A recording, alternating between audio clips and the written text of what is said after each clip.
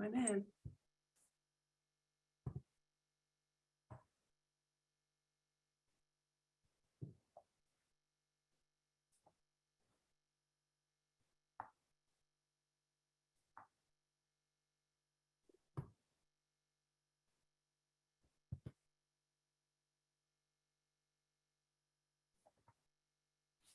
Good morning, everybody. You can put your chat features on and say hello.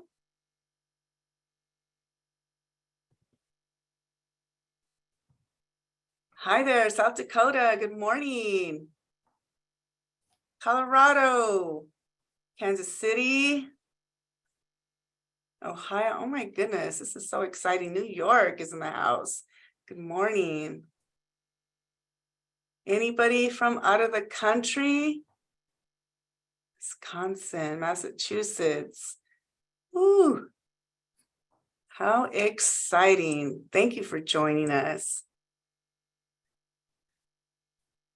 Georgia, Illinois. All right. Ooh, we're at 165 participants so far. Florida, California, yay. Palm Beach, Kentucky. All right, Vermont.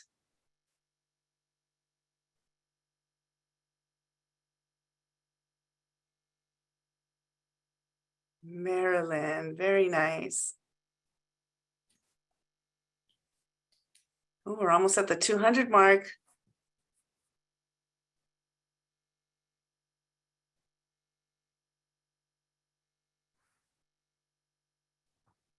Montana, good morning, Montana.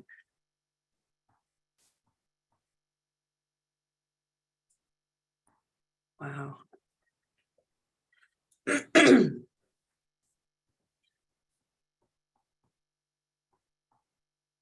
We'll give it about 3 more minutes to get everybody in here. We are at the 200 mark. Hey, from North Florida.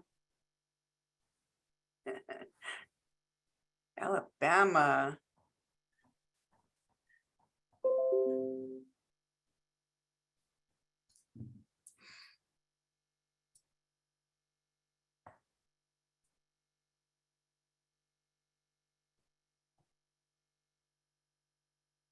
Wyoming. All right.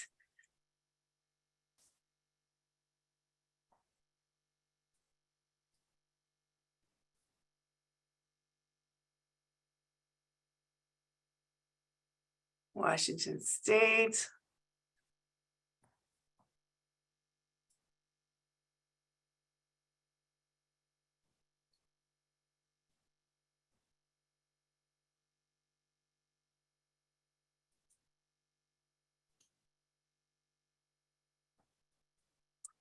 Good morning, Connecticut.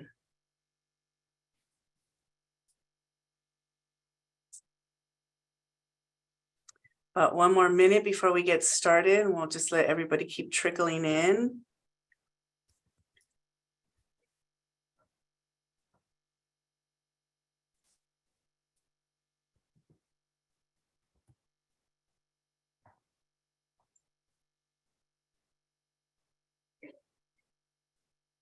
South Africa, yay! Good morning, good afternoon, good evening.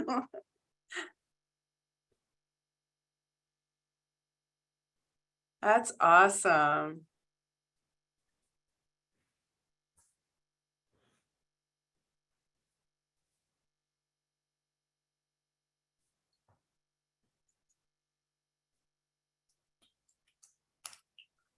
All right, we're going to go ahead and get started. Let me push record.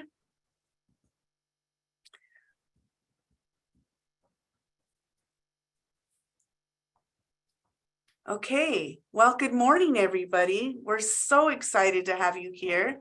This is our last online professional development course of the year. Merry Christmas. As you all know, this was a gift to you from all the leadership here at IIMC. And today I am so excited to introduce to you Mr. Tim Raschulte, and he's going to be spending this time with you today to give you some really good skills on workforce strategies for you and your daily duties.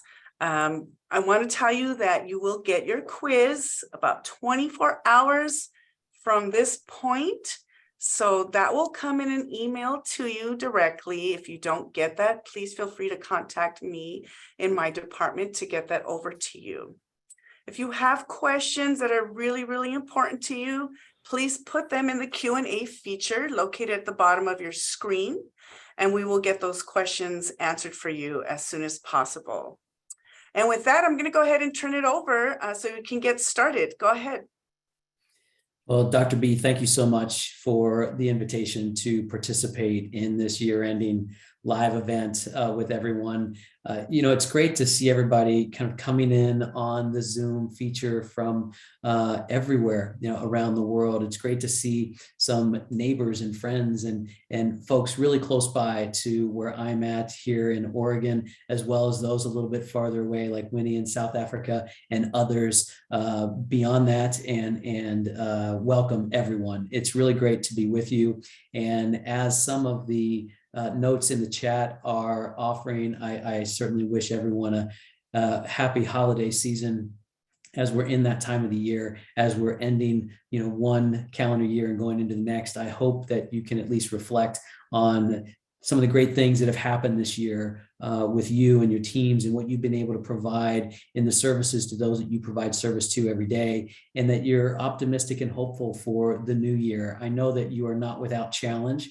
And I suspect that's probably one of the reasons that you participate in these events with Dr. B and others, your colleagues here, as we work together. And I really do encourage us to work together. Feel free to drop questions in the Q&A section, as Dr. B mentioned. Feel free to continue to liven up the chat feature if you feel inspired to do so as we work through together. We will be focusing on workforce strategies for municipal leaders, as you know. That's the title. We're going to dive into that content. But again, I just wanted to say welcome to everyone. It's great to be with you today. My name's Tim Raschulte. I'm the CEO of the Professional Development Academy. We are the organization that provides the NACO high performance leadership programs, the High Performance Leadership Academy, the Cybersecurity Leadership Academy, leading in analytics, as well as leading the digital transformation.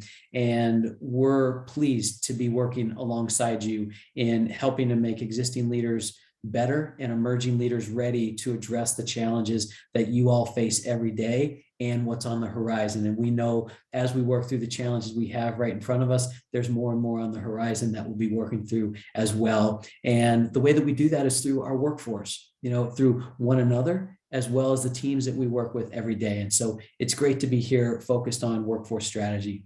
And as I mentioned, I'm here in Oregon, just as a point of reference for geography. I saw some folks coming in online from Oregon. To my neighbors and my friends here in the state, hello. For those of you that are familiar, specifically in Powell Butte, the city of Powell Butte, which is in Crook County, which is right in the center of Oregon. And so all of my friends and colleagues and neighbors here in Oregon, it's great to see you online, and everyone else, again, welcome. Let's go ahead and get into this workforce strategy. And the way in which I'd like to start this is maybe you can drop some ideas and thoughts in the chat box here as we start. As we wrap up this year and as you think about next year, what keeps you up at night? No doubt the list is long of things that can keep you up at night, but are there particular challenges? Are there particular issues? Are there particular, things that you're working on, things that you're concerned about? Everything that needs to get done, the budgets, getting everything done with time allotted. We certainly do find ourselves in a position where we're asked to do more and more and more. Work-life balance. We're going to talk about some of that turnover of staff, staffing issues, future funding. Absolutely, these are all big issues that we face. Getting it all done. We recognize that we've got limited capacity. We do have to do more with less. And the only way that we do that is through collaboration, that, we work with one another and collaborate, and we share some best practices, and we share ideas and insights with one another. Some of the information being dropped in the Q&A, work projects that need to be completed, absolutely correct. Staff and turnover come up quite a bit here, and you're going to see that common theme throughout today as well. It's not by accident that we're focusing here at year end on workforce strategies.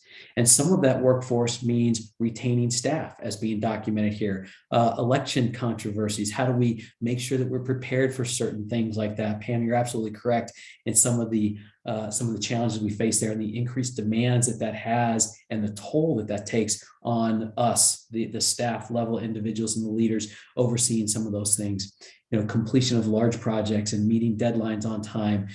All of these things are vitally important, and they're extremely challenging as well. Employee engagement is a really good one. Aaron, thank you for bringing that up.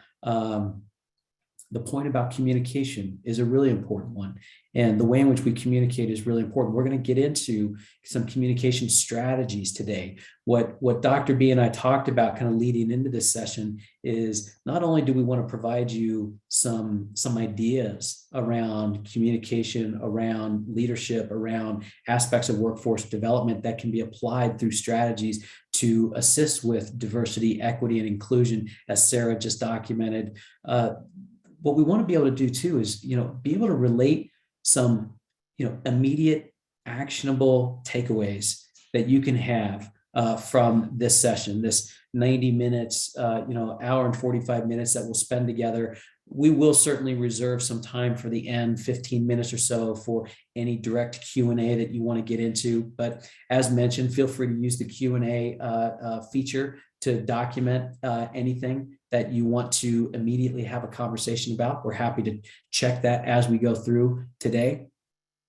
But then also what we'll do, probably about the midway point, maybe about an hour from now, 50 minutes from now, we'll take a short break just to kind of stretch our legs and refresh our water or coffee, and then come back to wrap up. So just in terms of some logistics, we'll go for about another 50 minutes or 60 minutes, and then take a short break, and then we'll come back for another half an hour, 45 minutes before wrapping things up.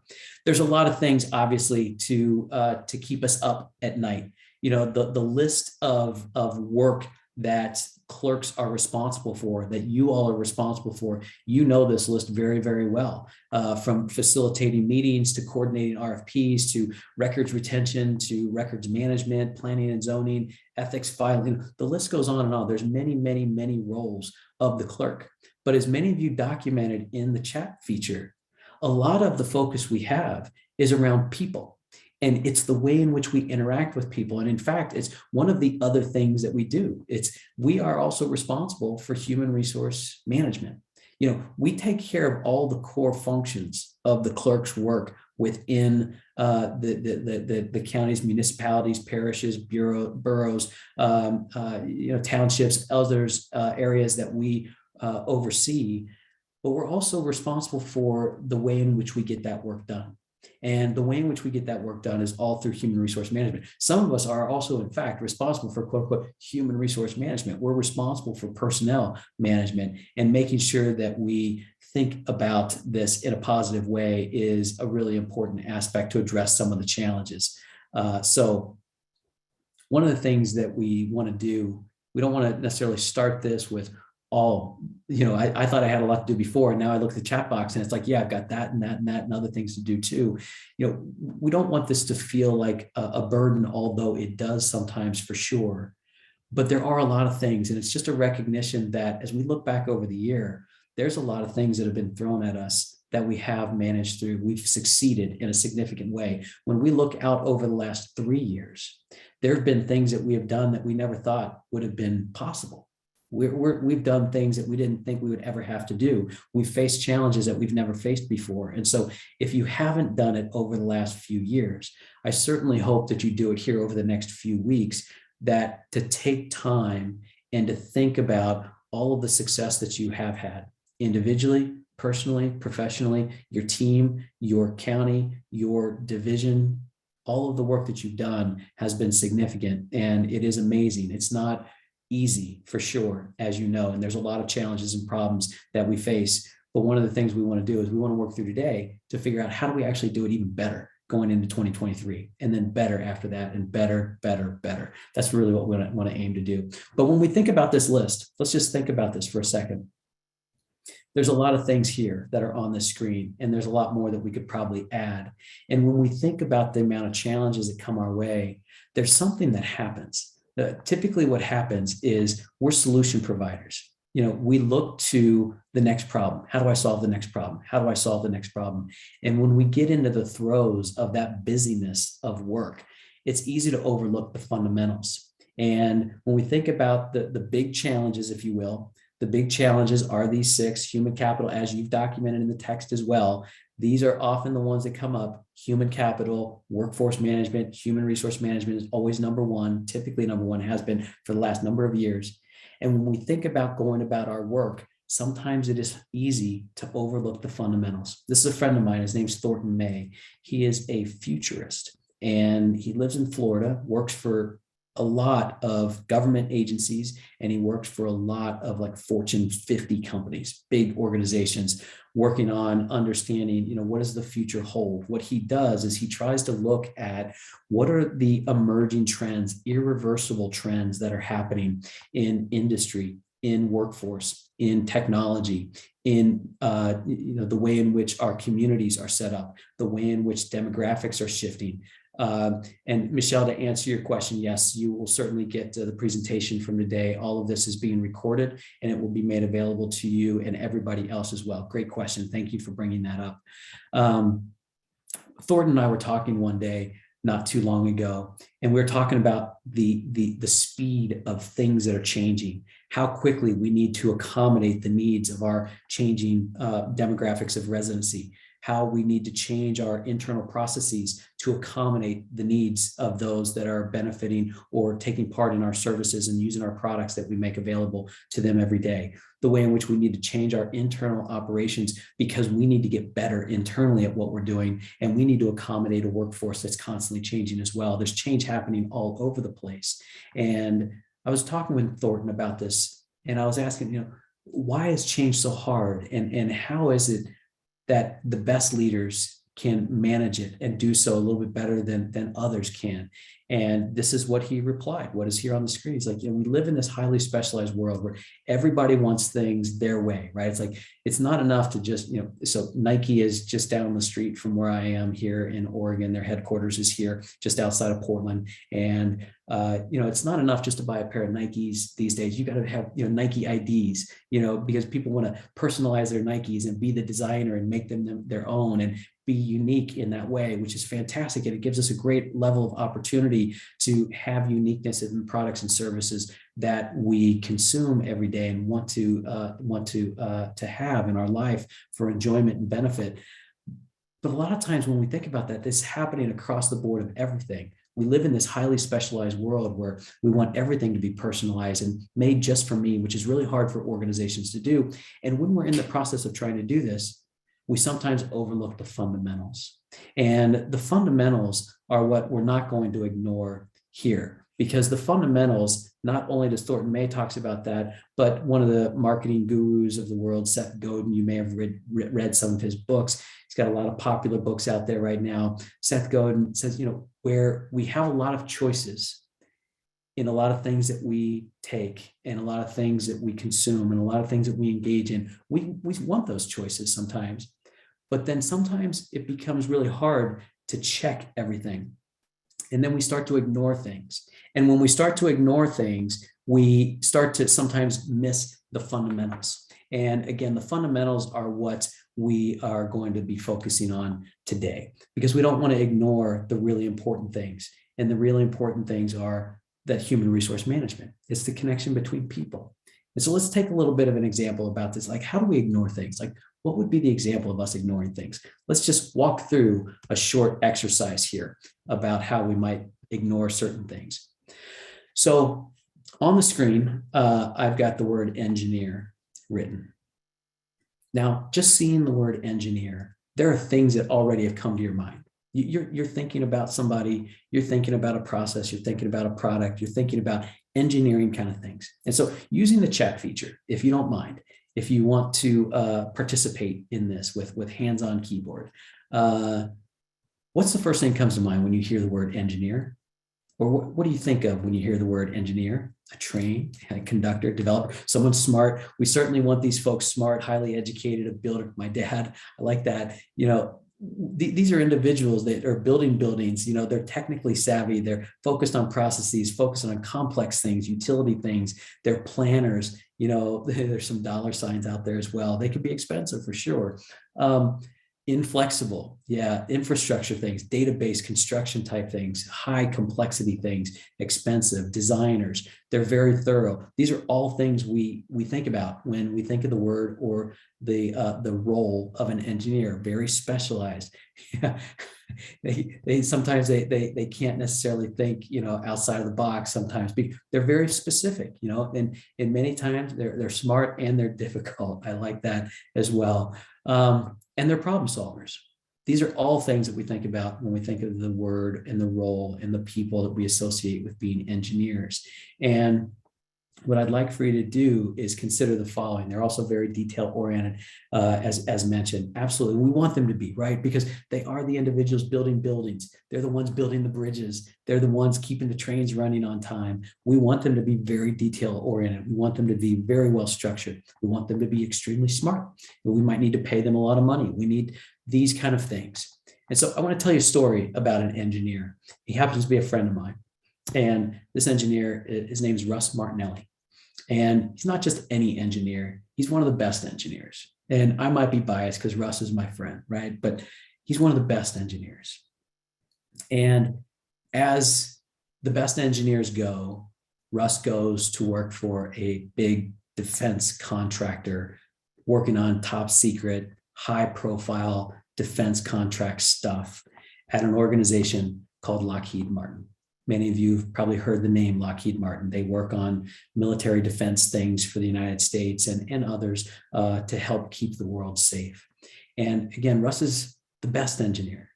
And he's all those things that you just described. And so he is smart, he is detail oriented, he's very process focused, he's very specific, he's an engineer. And he was working at Lockheed Martin in Arizona, and his wife, Andrea, and he decided, he'd worked there for a long, long time, highly successful. And he and his wife, Andrea, decided that they wanted to move, and they wanted to move out of the desert. They wanted to go somewhere different. They decided they wanted to go to the Pacific Northwest. So for my friends that are here in Oregon and those that are in Washington State, and even those that are elsewhere, you might already have in your mind where Russ is going to go to work. If he's going to go to the Pacific Northwest, if he and his wife are going to decide to leave Arizona and go to the Pacific Northwest, there's a handful of places that you might choose to work at if you're a very successful engineer. And, Boeing might come to mind and others might come to mind. He decided he was going to go and live in Oregon. He and Andrea liked Oregon. And so if you're going to be one of the best engineers, you're going to live in Oregon, you're probably going to end up at a very specific organization called Intel Corporation, which is exactly where Russ ended up. Now, keep in mind what you just documented in the chat feature about an engineer and what an engineer is, what you think about when you initially think about an engineer. All those things are accurate. As with all of our organizations, when a great person, or not even a great person, but when someone's been around an organization for a long time, when they leave, there's typically going away parties and things like this. And there were a whole host of those at Lockheed Martin for Russ and his team and others. On the last day of him being at Lockheed Martin, there was one last gathering where there was cake in the break room, and there was an announcement that there was cake in the break room, so everybody comes to get their slice of cake. And after everyone kind of took their slice of cake, many folks have left, gone back into the Lockheed Martin organization and went back to their work. And as always is the case within all of our organizations, at the end of these events, there's a kind of a core group of people that are the last ones to leave. They've already had their cake, probably. Some might still be finishing it. But at this gathering, it's the core team that Russ had been working with, a handful of individuals, a dozen people maybe. And in their conversations, they're reminiscing about what they've accomplished and the time they spent together and what they've done. And the conversation had to come to a stop because there was one person, Ron, was visibly upset. And the conversation, it was to the point where the conversation had to stop, and they just had to say, Ron, are you okay? And Ron stopped and he said, like, I am okay. I'm happy for Russ. I'm happy for Andrea. I'm happy for Intel Corporation, because we know what Intel's getting, because we've worked with Russ. We've had the privilege to work with Russ. And I'm happy for all of us because we've had that opportunity. But I can't help but keep thinking about a question that I do not know the answer for. And that question is, who's going to take care of the people? And so when you think about it, none of us had documented in the chat feature, when we think about an engineer, and when we think about the greatest engineer, the best engineer, we think about the products that the engineer is building, the bridges and the buildings, and all those things are correct. And what it takes to get there, it's got to be smart. We've got to spend some money on that person. We've got to make sure they're process oriented, all these things. But the best engineers, as best as they are, they don't build that building on their own. They don't build that bridge on their own. They don't build that aircraft on their own, that missile system, that GPS system, that anything else on their own. They do it in collaboration with other people. And in many cases, we don't think about engineers. It's like, well, they're real people. The best engineers are real collaborators. We don't often think about that. But when we think about the best of anything, we have to think about the only way that we can be the best is to make sure that we are collaborating together to be the best. And that's what Russ did. And that's part of this focus on human capital. It's part of the focus on not forgetting the fundamentals. It's part of the focus of not ignoring certain key aspects of the way in which we think about our work. We are overloaded with the amount of things that we need to do. We saw that list of all the role after role after role of the clerk. And what we have to recognize is, to be the best at every one of those, we also have to be a connector of human beings. We've got to be a connector of human capital. We've got to be a collaborator of these of one another based on the work that we're doing. And part of the reason, I think you might be right, Eric, you had mentioned here in the chat, perhaps we don't think about that, since it's a trait that is key to most, if not all, positions. 100% correct. And it's not just the title. It's like, who is the person? And Michelle, as you're talking about, are we focusing on the fundamental work that we're engaged in is people serving people? And then our roles, then our specific roles, our technical roles as an engineer, as a clerk, as a human resource director, as, fill in the blank. And so one of the things that we want to do as we think about this aspect of human capital, it is, what is it that we can do to actually enhance and recognize, first and foremost, in order to be great at anything, in order to be highly effective at anything, we've got to be great collaborators. We've got to be great connectors. We've got to be great people. And so when we think about, you've seen this before, you've got this on the IMC website. Many of you have this on your own website about the clerk's role. And over the years, what has the clerk been focused on doing? And really what the clerk is focused on, the historian of the community, for the entire recorded history of the town or the city or the province that you're in. And it's people. And it's people in their care, your care, not just those that you serve, but those that are working on products and services that are provided to individuals that you serve. And so it's just simply a reminder. Again, what we had said when we kicked this program off about 30 minutes ago is that we're going to focus on the fundamentals. This is the fundamental of the municipal clerk's role. And it's never to forget that we are to be focused on the people in our care. And so we talk about the engineer, we talk about our role as well. And what we want to be able to focus on is the fact that we are servants in local government. And before I started the Professional Development Academy and working with NACO and local government, we provide training for nearly 2/3 of the counties across the country on leadership. I spent 14 years in Oregon state government. I was a chief learning officer at agencies in the state of Oregon. And this is really our focus as well, all of our focus in the way in which we go about our work. How do we motivate individuals? How do we align individuals? How do we maintain those resources? All those things that you said keep us up at night. It's more challenging today than it ever has been for the clerk.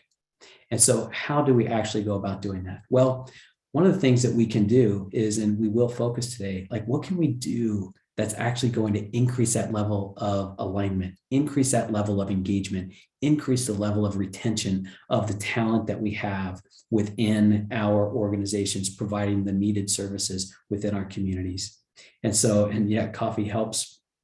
And so how do we actually go about doing that? Speaking of coffee, it's a perfect, Dallas and I did not plan this, but we're going to learn from Starbucks actually as to how we can do this. Now, whether you're a Starbucks fan or not, probably all familiar with Starbucks. We're familiar with the process of, I'd like to have a cup of coffee or tea, or maybe I'd like a Danish, and, I'll go to a Starbucks and pick something up.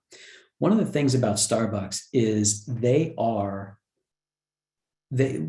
was going to say they are the most advanced. I don't know if that's the case anymore. They were early adopters of really understanding what is the process of taking care of a customer. And they document this as what they refer to as a journey map, a customer journey map. And if you're familiar with design thinking, we're going to talk a little bit about design thinking in this program. And some of your quiz topics are going to be around design thinking. And so I'll provide a couple of hints of things that are going to be on your quiz as we go through this. But if you're familiar with design thinking, you might be familiar with Starbucks journey map. They start with this overall process, and we're going to focus on customers because, again, I think we all can relate because many of us, if not all of us, have probably been customers of Starbucks.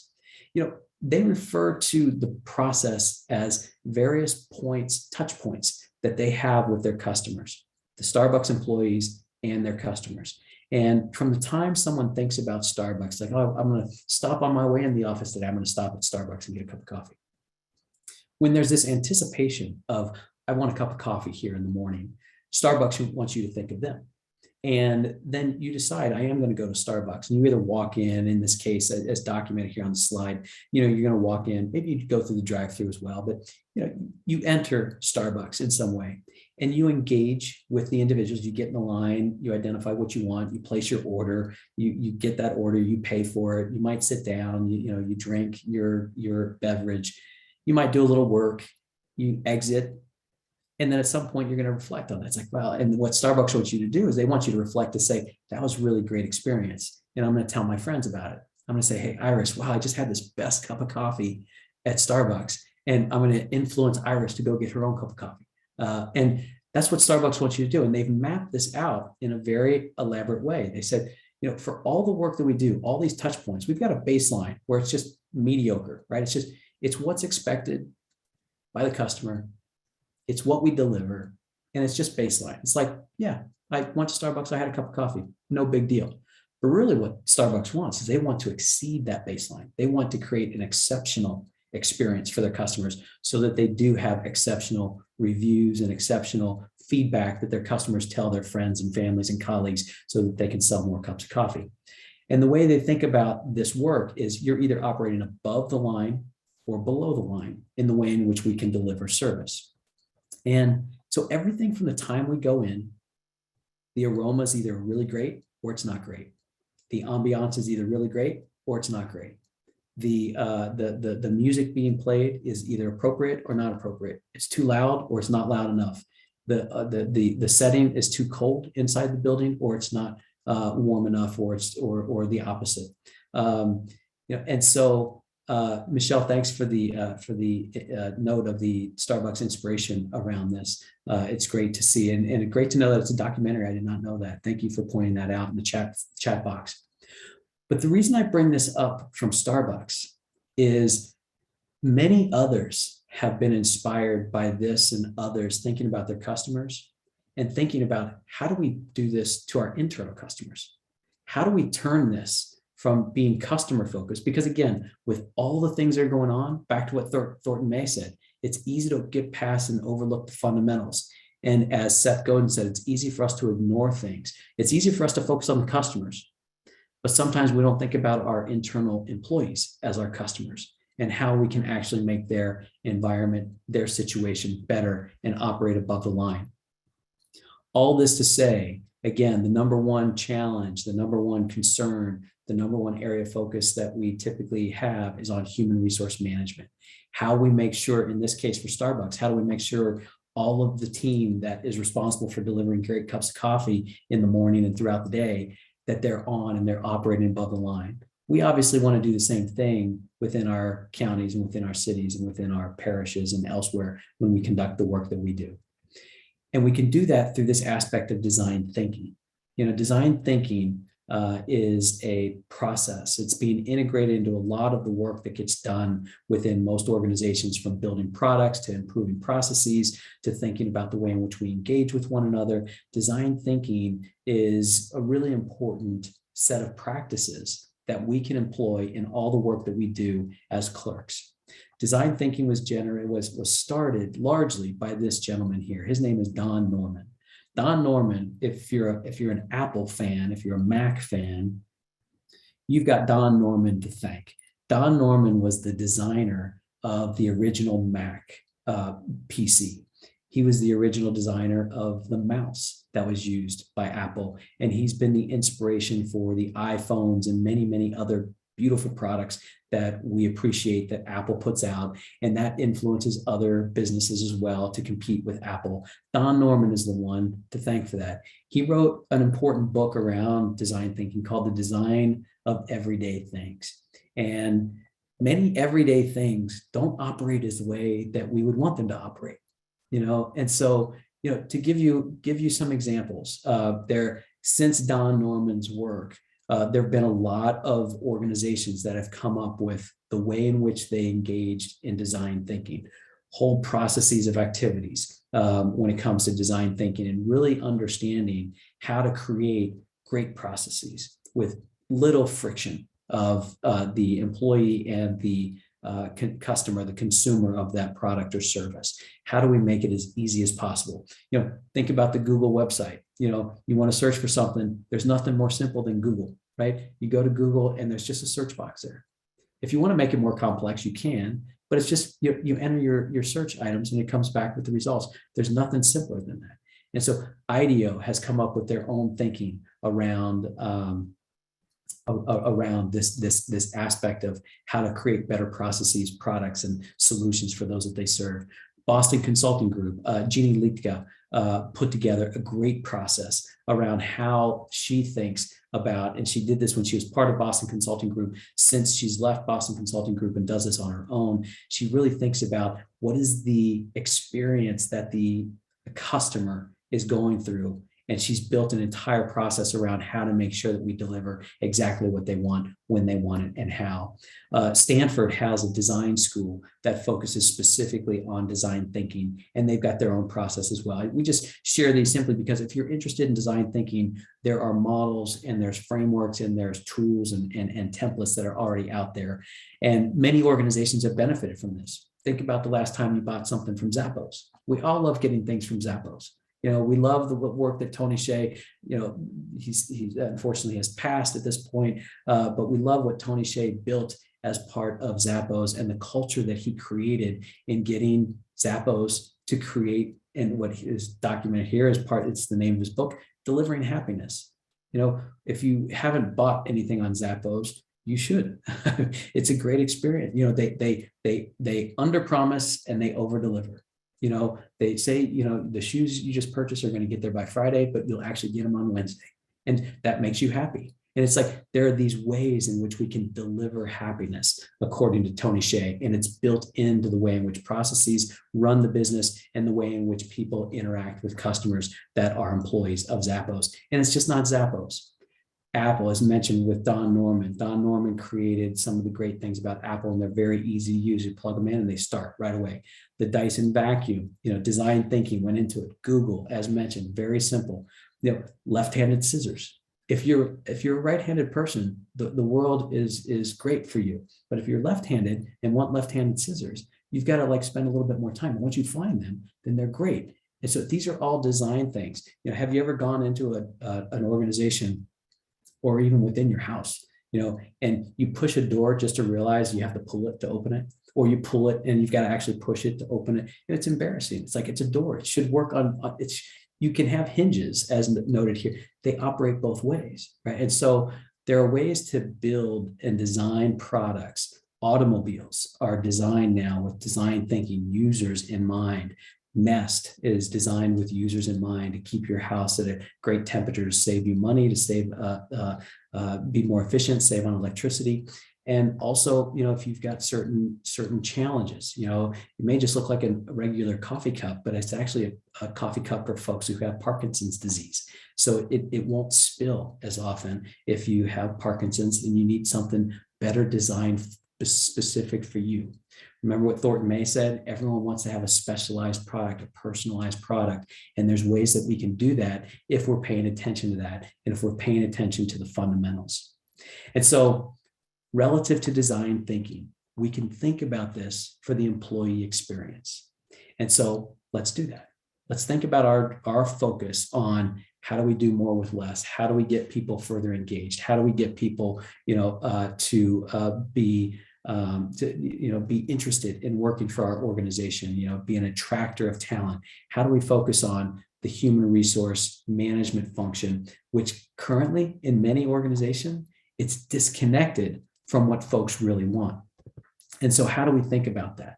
So Eric, I just saw your question. A quiz was mentioned at the beginning of the presentation, but will we still need to complete an ITA to get IAMC credit toward a CMC or MMC? I'm going to let Iris or Dr. B reply back to that, because I'm not sure I'm the best qualified to answer that question, but I see Iris nodding her head. So Iris or Dr. B will get back in touch with you, Eric, in that Q&A section. So thank you for the question. I appreciate it.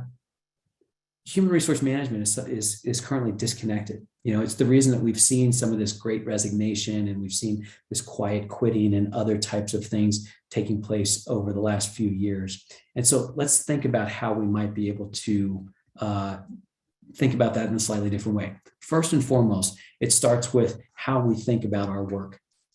And sometimes, we think about our work of, I'm an engineer, I need to build that bridge. I'm in payroll, I've got to make paychecks go out to our employees. I'm in, whatever, I've got to do whatever.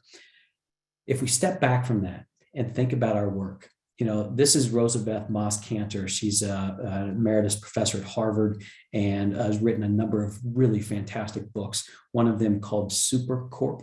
And on the left here of the screen is Tom Peters. He actually created the organizational effectiveness divisions within McKinsey Consulting, the global consulting organization. And he's got a number of really great books as well. The reason both of them are on this screen is because they share a similar philosophy that I agree with as well. And regardless of any business you're in, Lockheed Martin or Intel Corporation or the Professional Development Academy or clerk within accounting across the United States or beyond, the work that we're in is people serving people. Everything we do is in collaboration with one another. That's the only way in which we ever get anything done. And so we have to collaborate with other people. We've got to recognize the servant role that we play as a clerk for our community. And that starts within the organization, people serving people, period. And so from that premise, we can think about the big challenges that we face. We documented those in the chat earlier today. Gartner has recently done a big study with a large number of individuals that say, what are our top 5 priorities for 2023? Leadership, management effectiveness, organizational change, employee experience, recruiting, and more. And we can see that the challenge that we have, I shouldn't say just the challenge, but the consistency of this challenge is it's all about people. Which probably comes to no surprise. But again, we're talking about the fundamentals. And so one of the fundamentals that we can think about that impacts all the others, recruiting, organizational change, leadership management, the future of work, is the employee experience. So just as we were talking about the journey map of Starbucks experience as a customer, let's think about the employee experience for just a second. We can summarize the employee experience to the fact that there's pre-work activities, there's employment activities. So, there's pre-work that kind of goes up to the offer letter, the acceptance, and then day one is the employment. And then there's some post-employment work, that takes place. In terms of just general phases, we could say this is the general phase. And if we wanted to make sense of some of this, so the pre-work activity is, we're searching for a job. We go through an application process, no doubt. We probably go through a series of interviews.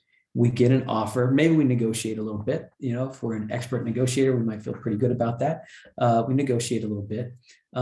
There's some other stuff that gets done, maybe like background checks, referrals, and things like this, reference checks. And then there's an offer, there's a formal offer and an acceptance that's made at some point. And then within that acceptance, there's a start date set. And that start date comes, there are onboarding activities that take place. Hopefully there's some career planning involved. There's professional development. There's also performance management that goes along with that. There's no doubt career mobility and movement, growth opportunities and new opportunities that take place over their time that they are employed within an organization. And then at some point, there's a point of departure. Maybe someone retires from the organization. There's a point of departure. Maybe there's a transition that needs to take place. This organization is no longer the right place for you, and there's a leave that takes place. There's probably some exit discussions that happen. Then there's the actual separation day. And then maybe you're staying connected. Maybe there's like an alumni group or something like that with the possibility of boomeranging someone back to the company through reemployment possibilities. But generally speaking, this is kind of the work that gets done. If we're thinking about our journey map of our employees, we can kind of think about it in terms of attraction of an individual, recruitment, onboarding, engaging that person in a high level and developing that person to do even more. And then the performance that individual engages in, and then possibly some level of exit at that point. So if we were to, again, align this to the similarity of the Starbucks piece, it would look like this. And this is a tool that you can use within your own organization. You can, modify this to your heart's content. But the important thing is here are the touch points. The people serving people. Every time we connect with somebody, we walk in the office in the morning, we have the ability to operate above the line or below the line.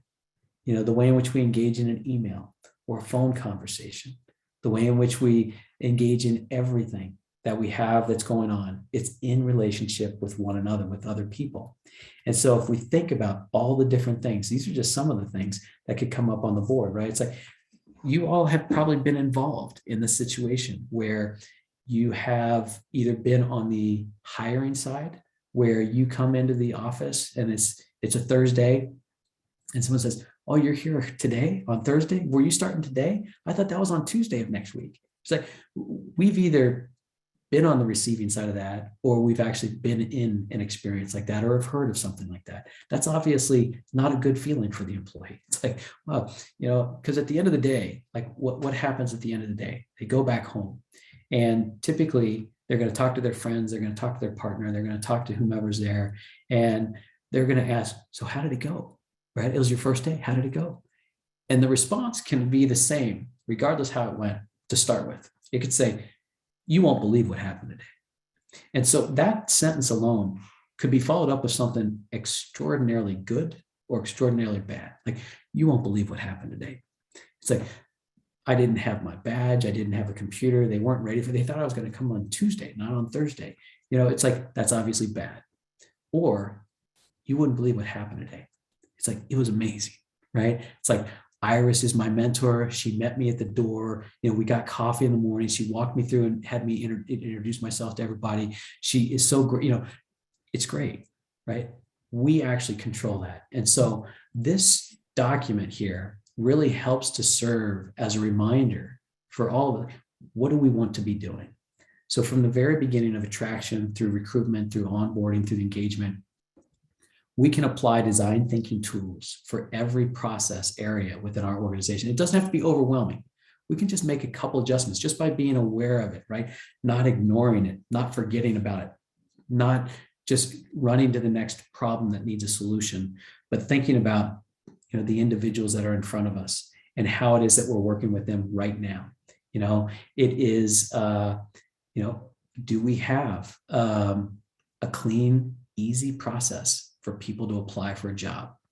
I guarantee you, some of you, no doubt, are saying, "Gosh, I wish we did." And some of you are probably saying, "You know what? I think we do. I think we do have a really easy way to apply for jobs. We've actually just worked on that over the summer because we wanted to make it easier for folks that are looking for employment. We want to be an employer of choice, and we knew that's something that we needed to make better." because it wasn't a good process for folks. And so this is a tool to get better and better and better. And so what I would like to do, yeah, Amy, we all wish we had more qualified candidates. And I hear what you're saying, wish we had qualified candidates, period, in some cases, especially for some of the more specific jobs. Alicia certainly agrees as well. Kelsey, thank you for that. Onboarding is so often low priority in small organizations as well. It's difficult for small organizations, absolutely. And so again, how do we do more with less? We have to find a way that we can collaborate with others. And it's not an easy thing. It's like, well, who are we going to collaborate with? We've got an office of 5 people. It's like, it's a great question. The question then is it possible to, think about recruiting and starting people on a schedule? Is it possible that we start folks on February 1 rather than bringing some people on January 1, January 15th, February 2nd, February 3rd? Can they all start at the same time? I know many of you probably thought about that as well. Can we have more bulk onboarding among staff at the same time rather than one at a time? Because that can sometimes not scale very well. This document is proving its point just from the few chats that are here. We're already thinking about, well, how can we do things that are going to actually increase our ability to provide, enriched experiences, as Starbucks talked about. When we're operating above the line, they say this is an enriched experience. And Starbucks would say it's a poached experience if it's below the line. I just got documented here that it's a poor experience. It's not what folks want, right? It's a lot less than that. And so one of the things here that we want to recognize is that what might be above the line for some folks may not be above the line for everybody. One size does not fit all. There's some work that obviously needs to be done here, but it is. Yeah, here's your desk. Isn't onboarding enough? Yeah, Nancy, it's a great point, and a comical one, as you note in the chat. But I think it is important relative to the experience that we create draws an idea as to the level of engagement that we are going to provide based on how a sense of belonging we have, which brings me to a question for you all to consider. If you want to type in the chat feature, you can. If you just want to think about this, that's perfectly fine as well. When you think about someone making a decision about how they feel about an organization and their level of engagement, what they want to provide that level of engagement. Before getting there, let me ask this question actually. When you think about onboarding, like what you're talking about here, Nancy, and others have as well, when we think about onboarding, how long does it take to get somebody onboarded and like ready to either fully engage or pretty fully engage at a high level of competency, that they don't just know like where the break room is and that they've got a key card and things like this, but how long does it take? Michelle says 2 months. Some folks say a year, a few months. Obviously it's going to depend on the role. The more technical the role, maybe more, several months. Absolutely correct. It probably takes about 90 days on average. It'll take about 90 days, depends on the role. Absolutely correct, Daniel, and the responsibility, as well as the capabilities the individual already comes with. It's a tough question because we're generalizing, but typically several weeks or months, depending on the role. Now let's go back to that other question. How quickly does someone make up their mind as to whether or not they're going to fully engage in the organization and with the people?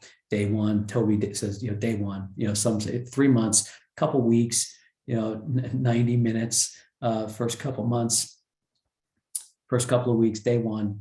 There was an interesting study done by Stanford not too long ago, a couple of weeks. Shilton had just noted a couple of weeks. Stanford did a couple really interesting studies. Typically within the first couple hours, individuals have already made up their mind about the organization.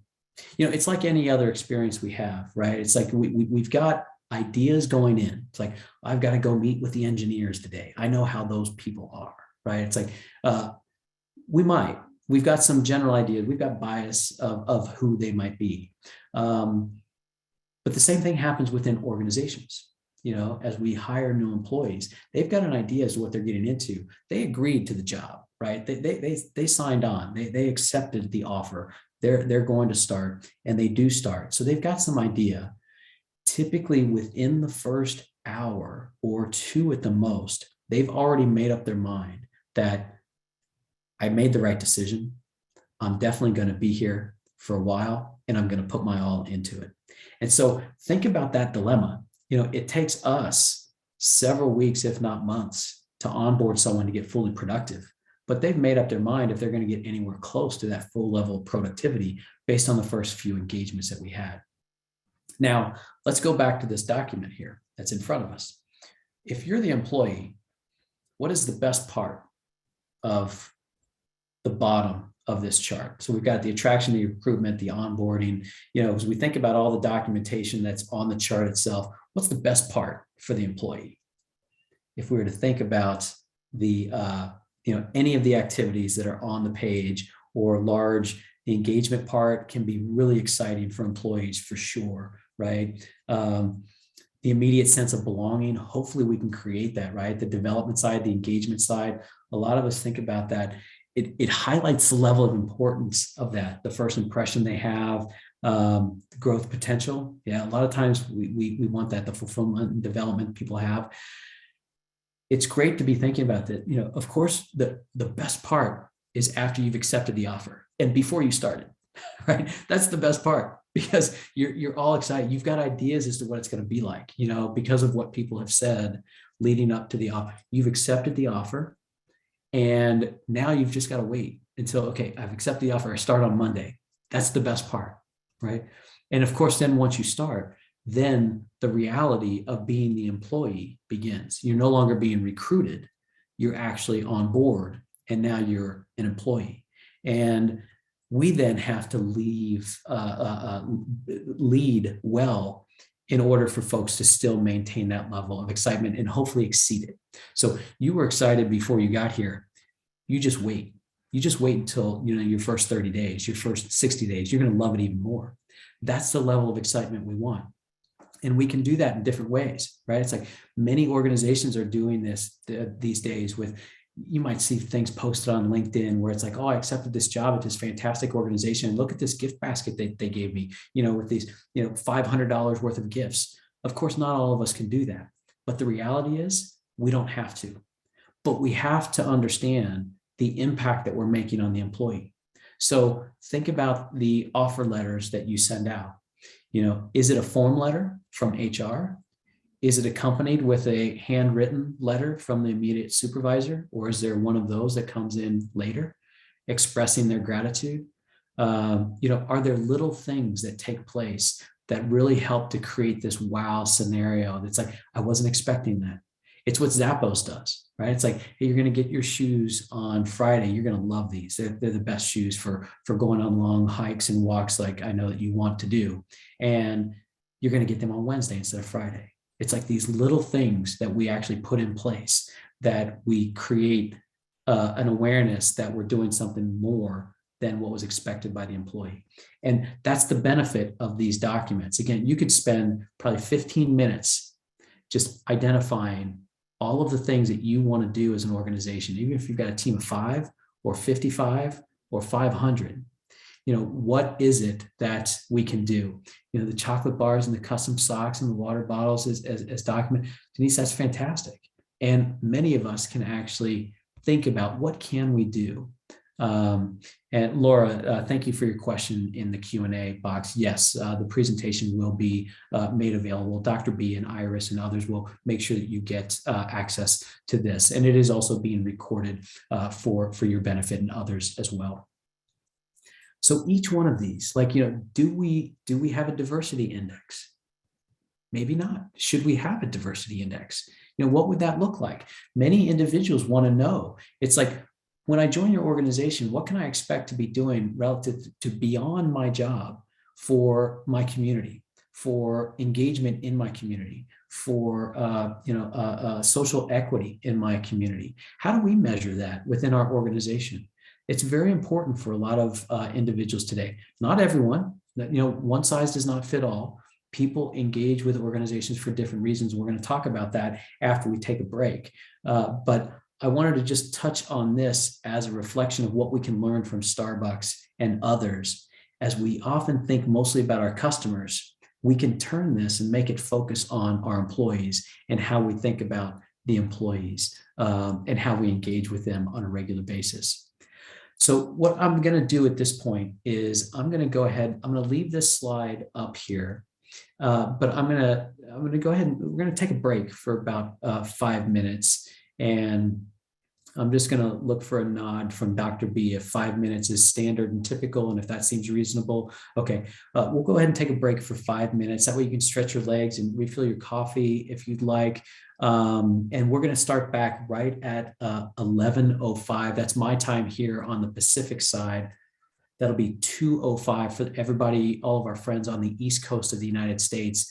And for those in other time zones in Europe and elsewhere, I apologize, but I'm sure you can do your own math, your GMT math on your own. We're going to start back in 5 minutes from now. Thank you, everybody. And we'll pick up from right here at this slide.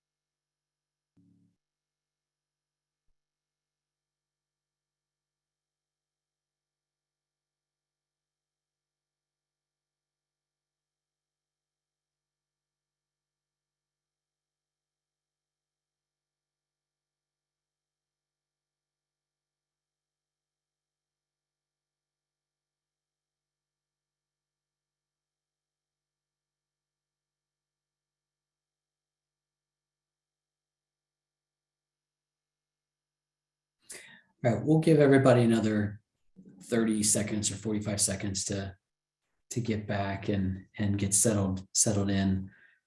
You know, sometimes 5 minutes can go by pretty quickly. So we'll give everybody another 30 seconds or so to get ready, and we'll come back.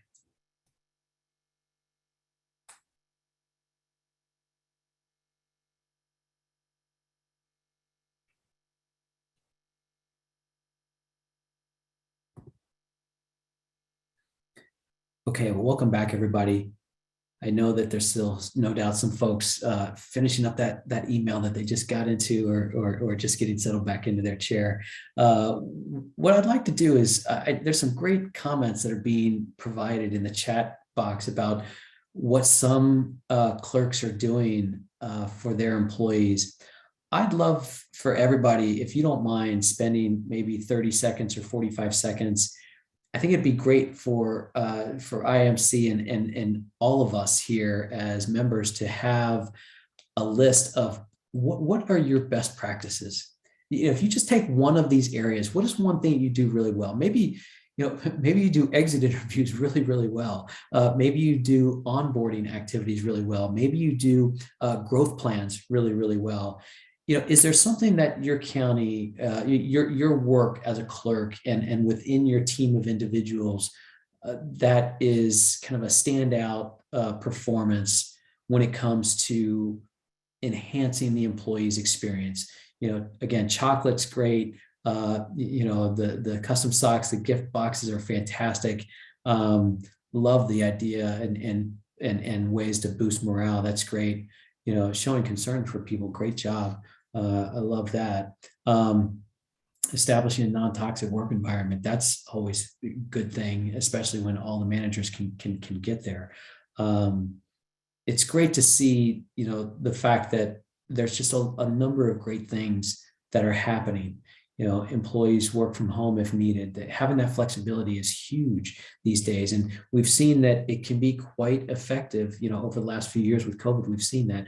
Quarterly conversations, I like that. I'm going to come back to that in just a minute. Establishing good career paths. Awesome. This is a great list. And, you know, Dr. B and Iris, it might be just something to capture and collect and make available of, you know, here's some samples of best practices of what clerks are doing around the world in terms of designing a really great employee experience to drive, you know, higher levels of engagement, higher levels of belonging, as well as just concern and care and appreciation of the employees that we have. So handling performance issues in real time, yeah, nice. Appreciate that. Doing a lot with a little. We're finding ourselves having to do more and more of that as well. Well, thank you all for that. It's really great to see all of the great stuff that's happening. And we know that, you know, it's not always easy. And there are some times where we don't accomplish that in every instance, and that we do fall below the line from time to time. And those are documented here. You know, when there's little communication or no communication in some instances from the supervising manager, that's obviously a bad thing. That's not what employees want. You know, when there's no training, there's no opportunities for growth. You know, when there's a lack of well-being, you know, these are all issues that we know that we face, and we don't want to have those in place. We want to be operating on the opposite side of that. And what does that look like every day? And you've just documented a number of those areas, which is fantastic. Thank you all so much for doing that. You know, one of the things that I mentioned earlier is that I will kind of drop in some hints and notes around some of the quizzes. This design, I'm going to go back one slide here. The focus on design thinking and using a journey map like this is valuable in a number of ways. One, it certainly can illustrate what we want to accomplish. You know, it can also illustrate where we currently are. It's like, we do want to do 30-day reviews and 60-day reviews and 90-day reviews and lead into quarterly conversations and high growth plan for individuals. But do we do that? You know, in some cases we could say, yes, absolutely, we do that. In other cases, maybe we didn't. And so this map gives us an identification of where we are relative to where ideally we would be. And then it gives us an opportunity to map out process improvements, getting better and better and better on everything that we do. And so, and this can also be applied, not, we're looking at this from an onboarding of employee perspective. This could be applied to the, records documentation, records management. It could be, applied for elections. It can be applied to all the other business functions and work that we're responsible for, within our function as a clerk and beyond that too. So we can just swap out the employee experience and drop in the election experience, move that out and drop in other things. So we can use this as a mechanism for ongoing improvement. And it's the great value of design thinking. And one of the other things that we had mentioned is one size does not fit all. And you already know this, but again, we're focusing on the fundamentals, and it'll be something to keep in mind for the quiz, that we actually have to assemble what's going to be best as our work within our jurisdiction of a clerk. And there's ways that we can do that. We need to first and foremost recognize that when we think about leadership, leadership is a contact sport. We have to contact other people to be effective and be productive and to focus on individuals. We have to contact them. That might mean we need to be very intentional about that. We need to reach out by video chat in some cases if they're working from home. We have to intentionally see them in the office. We've got to intentionally go to where they're at. Some of the chats were like, I would have loved to have had a tour of the buildings when I first started here. I've been here a year. I haven't even been to all the buildings and met all the people. And so that was a miss. And so what do we do now to try to establish that, and recognizing that our job as a leader is, we're involved in a contact sport. We've got to contact other people. And there are a series of questions that we can think about when, we are designing the employee experience specific for, our organization. How do they view their work? The employees, how do the employees view their work? Do they view it as, for some of us, it's a real calling to do the work that we're doing. For others, it's like, no, it's not a calling, it's a job. It's convenient for me to be here at the office. I need a job. It's fine work. It's like, how do they view their work? That becomes important because it's a motivational factor that how we work with one person may be different, very likely different the way in which we might work with somebody else. And what is above the line for one person might be below the line for somebody else. And so we need to understand, how do they view their work? What's the nature of their work and the overall work environment? That might differ. If we're working with engineers versus working with somebody else, it might differ the way in which we would approach and think about that designing of the employee experience. What type of work are they doing? What are their attitudes toward, use of technology in their work and use of, other tools, whatever those tools might be for the work that they're doing? What's their attitude toward organizational change? We know that we're changing on a regular basis. We're changing more now than we ever have, but it doesn't mean we always like it. It's like, but we often like it if we're in charge of it. Then it's great. But if we're not in charge of it, which is most of the time, we often feel as if it's being imposed upon us and we might have very little control, but not all the time. Sometimes we're very excited about it. It's like, wow, I'm glad this change is happening. It should have happened 5 years ago, but I'm glad that it's happening now. And so what's their attitude toward change, and what are their motivations for action and outreach and just their own personal growth that they're thinking about? And so those are just some questions that we can think about as well. And Dr. B, I see you've got your hand up. And so I'll pause and see if you've got a question or comment to add at this point. We have a member, Eric John, who is asking what the acronym MBO stands for. Thank you very much. I appreciate that. MBO stands for Management by Objectives. And so I think he's picking that up is right about the upper right-hand corner, right above, if you go the development area straight up, there's MBOs there. Many times individuals really like to know, what are we trying to accomplish? And specifically, what am I trying to accomplish that contributes to the larger whole?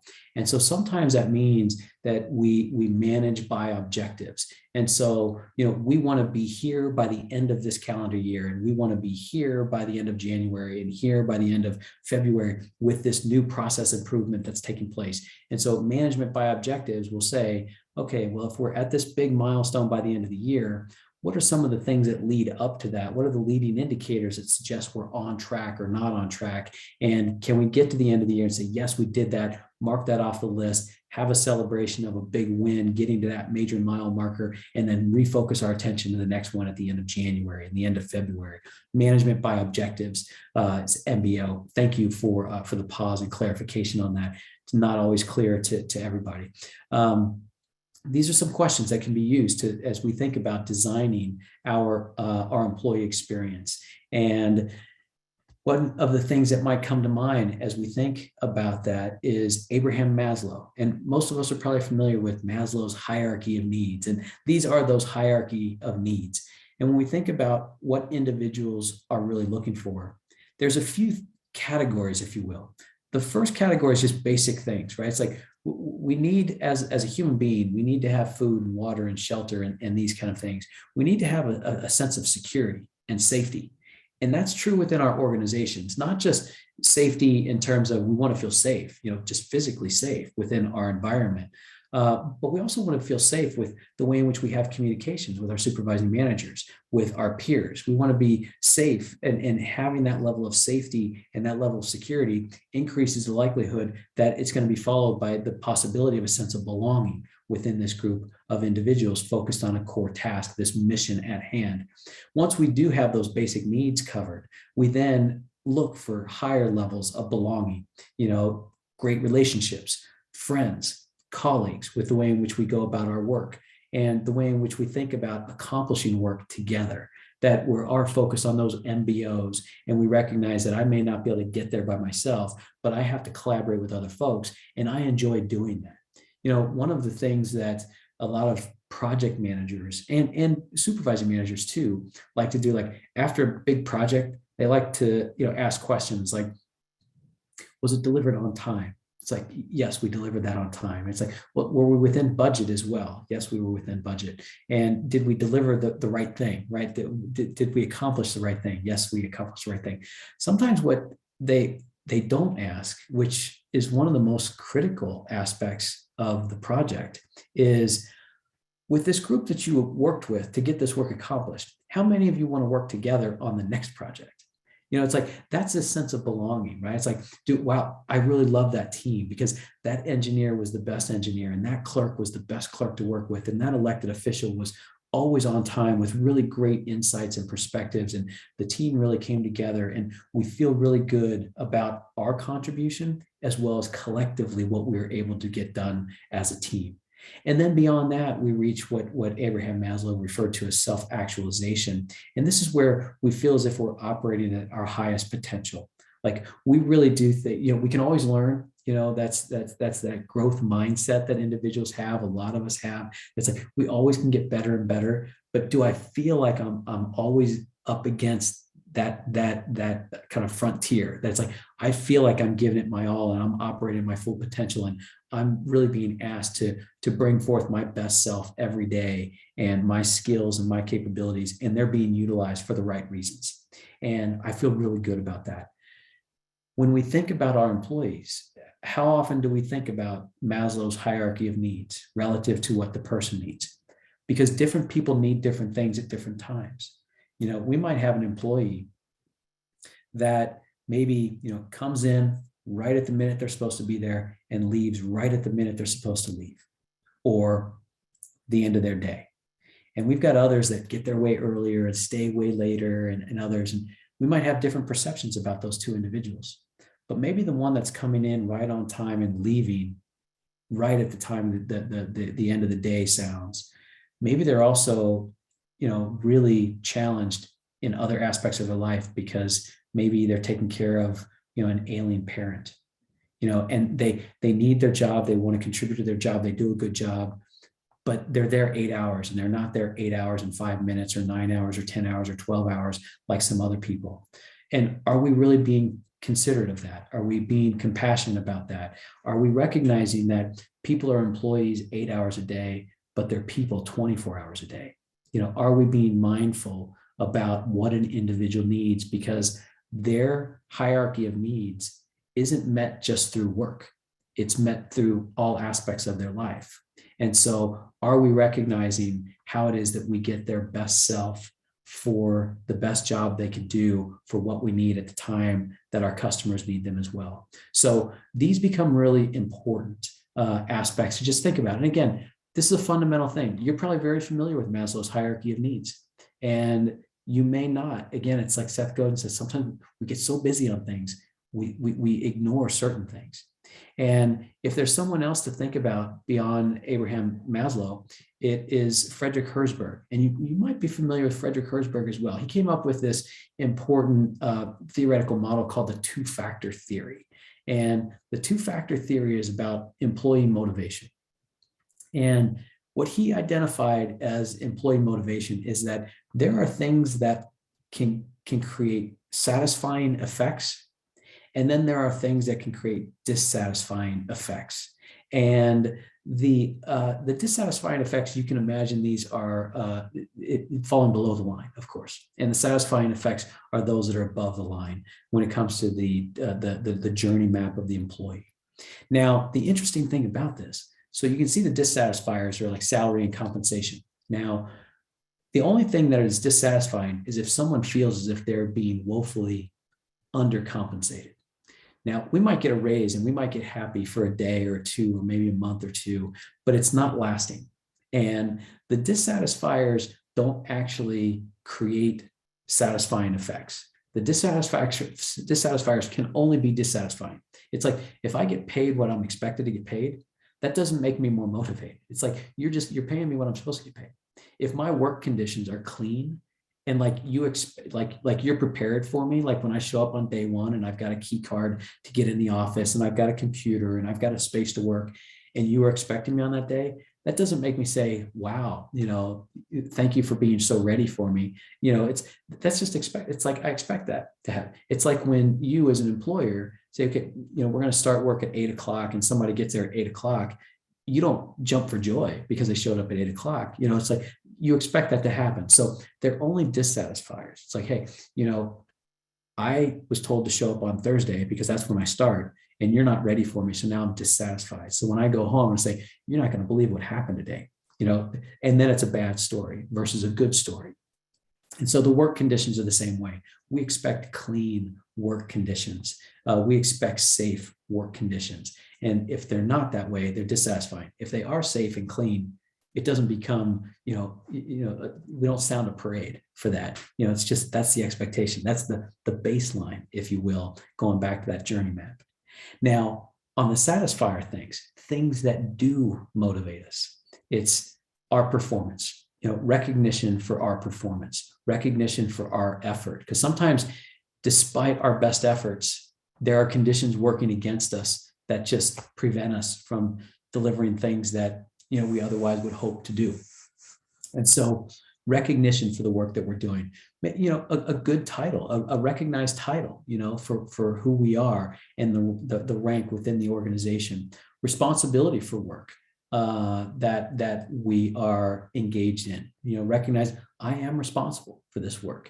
And so people don't want to be micromanaged, obviously, but they do want to know what their objectives are. And they want to know that they've got some opportunity and latitude in which to get there. And they also want to know that based on how they get there and how often they get there, that they're going to be recognized for that. And there's some advancement that they can take on. And so for some of you, I know this is hard because some of you've got an office of 5 people, 15 people, even 50 people. And it's like, well, where am I going to grow as an individual? So if I'm a 25-year-old individual coming into your clerk's office as a business analyst or some type of function to help support somebody, what is my career ladder? It's like the person above me is 30 years old and has been there for 8 years. And the person above her is 40 years old and has been there for 15 years. And it's like, so what is it can be difficult and tough to accomplish. And these are not easy things to do, but we can certainly provide other mechanisms for that individual's growth. Again, we run the NACO High Performance Leadership Academy, and a lot of individuals go through our academy as personal and professional growth that allows them additional connections with people outside of their core business area. And it's an opportunity that not everybody gets. And so there are ways that we can think about this. And the work itself, the work itself being meaningful. And that is one thing that we all do in the clerk's world. The work itself is extremely meaningful. And so finding the right people, going back to that journey map, how do we attract the right people? How do we onboard the right people? How do we make sure that we align them to the work that we're doing? How do we recognize the work they're doing relative to the mission that we have as an organization? This becomes really important. And so let's think about those couple of things. Those are theoretical models, Maslow's hierarchy of needs, Herzberg's two-factor model. I mentioned earlier, this same slide was earlier, that it's never been more difficult to motivate and encourage and engage individuals than it is today. It's more challenging now than it ever has been. And so what I'd like to do is let's go back to this. You saw this earlier as well. This is the same slide as we had up earlier about the journey map of the employees. I want to highlight a couple things and just see if anyone is engaged in these. And then I'll talk about some of these because they are important to do and they can drive higher levels of importance. The first is a high performance growth plan. You might call it a lot of different things, individual development plan. This is not a bad thing. This is not somebody is not performing well. This is just somebody has been in the organization. I'm curious to know, do you have such plans? Do you have these in place for your individuals? And Amy from Patrick County says, no, you do not. Others are saying, we've got more no's than yeses here.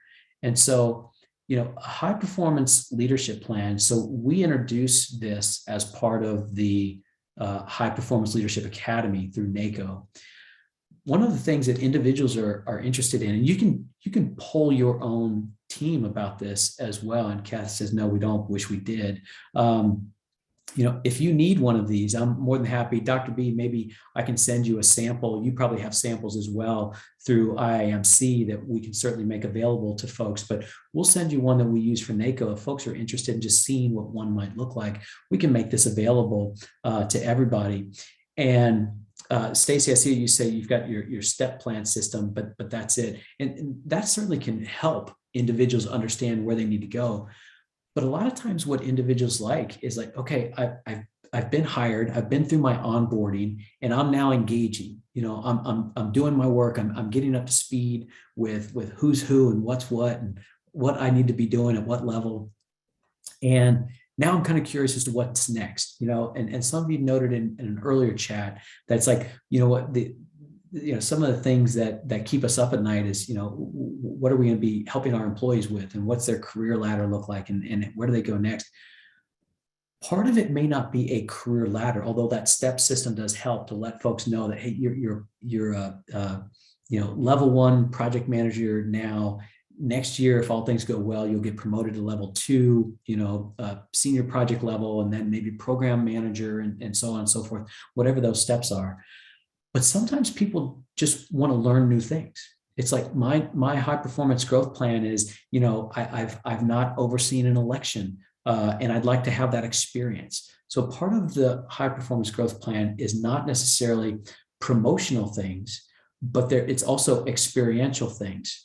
Some of you said, it's like, gosh, I've been here for a year. I haven't even had a tour of the buildings. It's like, well, you know what? My high performance growth plan, I want to get a tour of the buildings within the next 6 months or the next 3 months or the next, year. How do we make that happen? And then we start collaborating with one another, our supervising manager, as well as others. How do we help make that happen for these individuals? And again, some of it isn't necessarily, it's not always career growth, promotion, salary increases, things like this. It can also just be the experience that we have. And so it's something to keep in mind. If you don't have that, high performance growth plan might be something you want to look into. And again, they go by a lot of different names. So you don't have to call that if you don't want to. You could just say, it's your employee experience map. You could call it whatever you want if you want to kind of disassociate it a little bit from performance and job function and job promotion and things like that. Some of you might be scratching your heads like, oh man, I don't necessarily want to put this in place with the expectation that someone's always going to get promoted and things like that. I recognize that might be a little bit challenging for some counties. So you can certainly change the labeling of that, but we'll get you some samples as to what those might look like. Another piece that I want to bring up here is, And Kathy, you bring up a good point about unions too, that, employees or union members, they stay a long time. There isn't a lot of room for advancement in most offices. That's exactly, what I think a lot of folks are probably facing. And I shouldn't say a lot of folks, I don't want to generalize like that, but it's certainly a reality within your county that that's the case. It certainly needs to be taken into account. When we think about let's the other part of this high performance growth plan is stay interviews. Let me ask the question, you can use the chat feature as well. How many of you conduct stay interviews? Some of you might conduct exit interviews. Is anybody conducting stay interviews? Many no's in here, not exactly by a couple folks. A couple yeses in here that we are doing that. That would be great. I wish. Yeah, annual evaluations count. Annual evaluations count if there's an actual stay component to it. Why? And you don't want to ask it this way, but it's like, why are you staying here? Of course, you don't want to ask it like that. There are other ways that we can ask it. We can look to some of the great experts in this space. SHRM. Many of you might be familiar with SHRM, the Society for Human Resource Management. They've got a lot of great resources on their website as well. And they focus on asking 5 questions. What do you look forward to when you come into work? That's a great indicator. It's like, oh my gosh, what I love, what I look forward to is that I know I get to work with Iris and Dr. B, every day. And I look forward to that. And it's like, it gives you a lot of insight that it's like, okay, the connections of people are important. And so where are they relative to the Maslow's hierarchy of needs area? Other folks might say, what I look forward to going into work is, it gives me a little bit of distraction from what I've got going on at home, because I've got somebody, there's things that you can learn from the response that they get to understand how you then individualize your consideration with each of those employees. And it becomes important because each one of them are individual. And so, what are you learning right now that you're enjoying, or what would you like to learn? This could go into the high performance work plan, the high performance plan that you put together for individuals. And, the other one is like, you could ask, why do you stay here? It's like, so you've been here for, 18 years. It's like, that's awesome. We hope you're here for another 18. Why do you stay here? What's great about this? And why do you think others should be here for 18 years as they're just starting? These are some questions that you can bring up. And if you do conduct quarterly conversations, great. You could integrate some of these questions, if not all of them. If you conduct annual reviews, you could certainly do the same thing. And if you wanted to, you could just pull a few folks. It's like, oh, Tim's been here now for 2 years. Let's schedule a coffee chat with Tim and just, you've been here for 2 years. Like, what keeps you here? What are you looking forward to over the next 2 years? What can I do to make your job better? I've got a friend who works at Amazon, and he actually does design thinking for Amazon. He's the director of design thinking, human-centered design. And he does the same thing with every employee that they hire. And they hire a lot of people. And every person that gets hired, he meets with them within the first week that they're hired. And he always asks them one question, followed by a statement. And that statement is, after they have a conversation, it's great that you're here. We're really looking forward to you getting involved with the teams, and, your skills are great and all these kind of things. He says, there's one thing that I know that we need to address just so that we can create a good relationship. And that is, I know this may not be the last job that you have. You might go somewhere else within Amazon. You might leave Amazon and go to Intel or go to Boeing or go to Facebook or go wherever. But I'm going to make this the best job you ever had. So how do I do that? And so the statement is, I'm going to make that this may not be your last job, but it's going to be your best job that you've ever had. How do I make that happen for you? It starts a rapport. It starts the conversation. It creates this environment.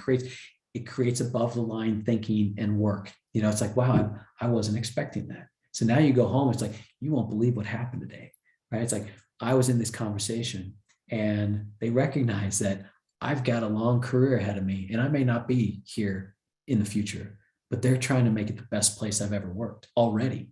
And so these are some questions you can think about relative to your stay interviews. and integrate them into other regular conversations that you might have.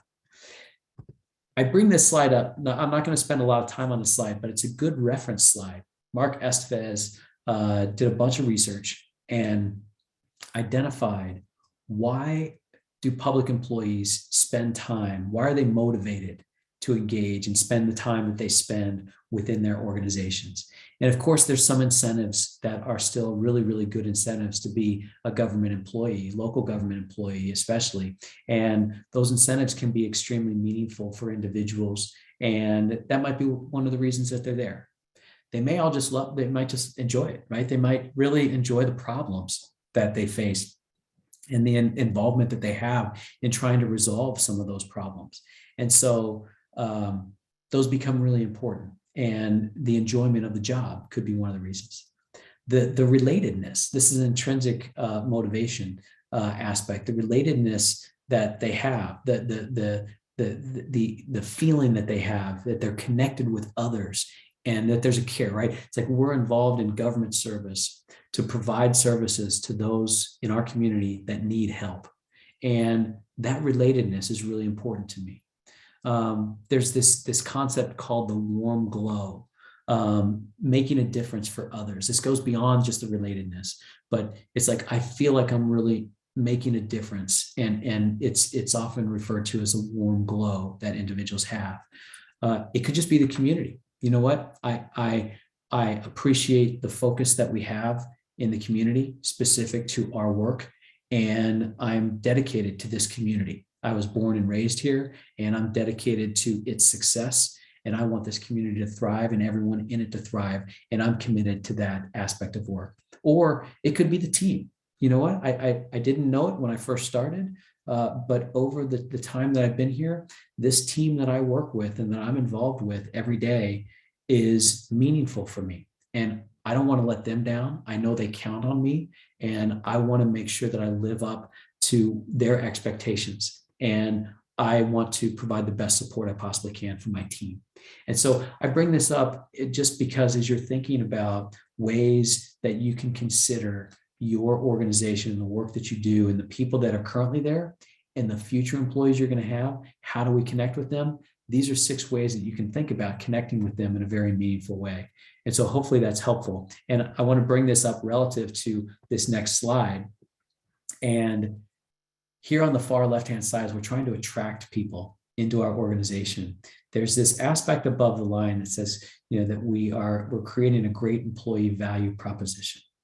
Now, you may not think much about your value proposition as an employer, but I would recommend you at least think about it a little bit, because it is one of the very first things that people are attracted to. If you can articulate the value proposition, this is who we are, this is why we're here, and we're the only ones that can get this done, and we need your help to do it. There's a driving, compelling reason that individuals start to resonate with your challenge and want to be a part of your solution to that challenge, and that they want to join your organization now. And so spending a little bit of time thinking about that, if you've not done so already, will be a time well spent. And if you're trying to figure out, well, what would our value proposition be? I don't even know where we would start. Well, most of the time, employees, current employees and future employees, they might be motivated to those 6 factors noted earlier. But when they're also trying to resonate with a new company or a new team of individuals or a new product or a new service, they want to see a clear purpose. They want to know that they've got some level of flexibility. They want to know if there's some development opportunities. They want to know that the infrastructure is there to support them, and that they've got good leadership to move them from where they are today to where they need to be in the future.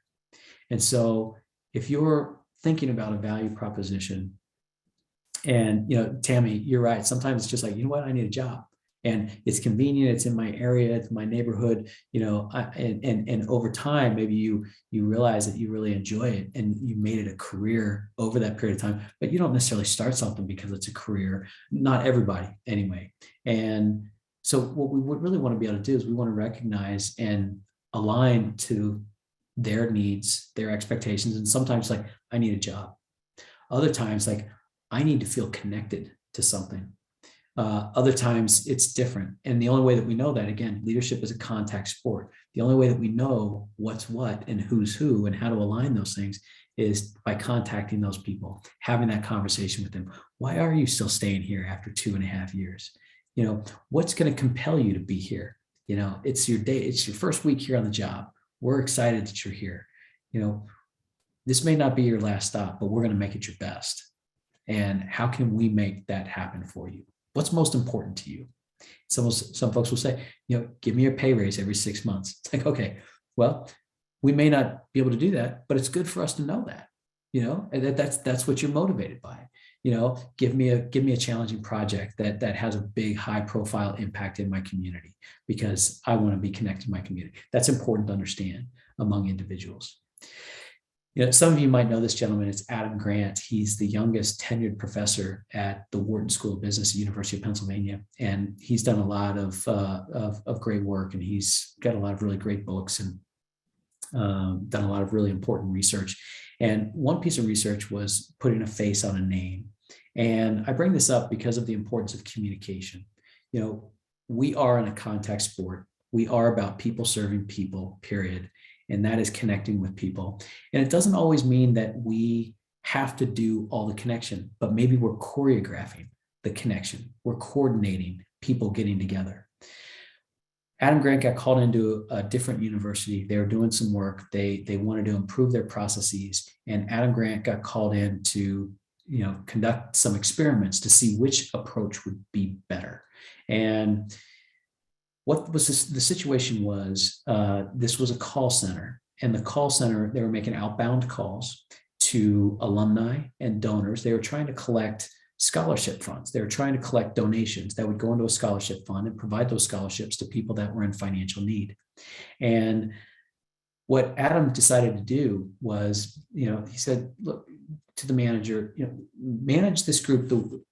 Let's take half the group and just you manage them the way which you would always manage them.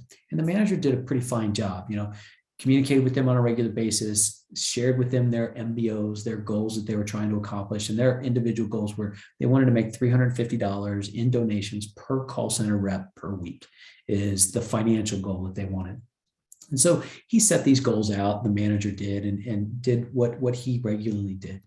For the other group, what Adam said was do that. But then what we're also going to do is we're going to allow a few minutes for some alumni recipients to come in and explain, and just share their story, explain the impact that this scholarship had on them. And so really what Adam was trying to do is how do we align what these folks are doing with the outcome of their work? So can we see the impact that we have? So we get into the throes of our work day in, day out, day in, day out, day in, day out. And can we actually see the impact that we have? And the one group A, that the manager had conversations with, they continued to do about the same level of performance, underperforming on the goal that they had of $350 per week. The other group exceeded that by far. And the important thing was not only did they exceed it, but it lasted for a much longer period of time before it started to trail off. And so just by coordinating and making sure that folks saw, not in your own words, but in the words of those that actually were the recipients, your customers, your key stakeholders, the recipients of that service, if at all possible to make that visible to your team, the better off you're going to have a higher level of connection. Because as noted here, seeing is believing. When I see the individual and they're sharing with me their story and what it is that they took away from my work that I was doing, the impact that I had, I worked better. I was able to convey a better story to the donors, and I actually raised more money on a week-to-week basis than I otherwise would. And Adam Grant has done a lot of work for a lot of organizations, government as well as non-government organizations with great levels of success. And so it's really interesting just relative to alignment of individual work relative to outcomes that we have. Yes, Dr. B. I just want to remind you we're at the 15-minute mark. So yes, thank you so much. And we're about ready to wrap up, and we'll take any comments or questions that folks have. The point of communication is so important that we've got a specific area in the high performance leadership program, and you can certainly learn more at naco.org/skills, but there are 4 strategies to positive leadership. And those strategies are positive communication. If I have more positive communication, it can lead to higher levels of positive meaning in the work that we do individually and collectively. And from that, we can build positive relationships with one another, that we can then build positive cultures and climates in which we all work in. And it's reciprocating as well. And as we think about all of the change that's taking place, I want to leave us with the fact that there are some things that will never change. Even with the pandemic and everything else, some of the things changed drastically. But the fact that it's all about people has never changed. If anything, it's becoming more heightened and more acute in terms of the way in which we go about our work. People are the lifeblood of any team, organization, and community. The way in which we work together is vitally important.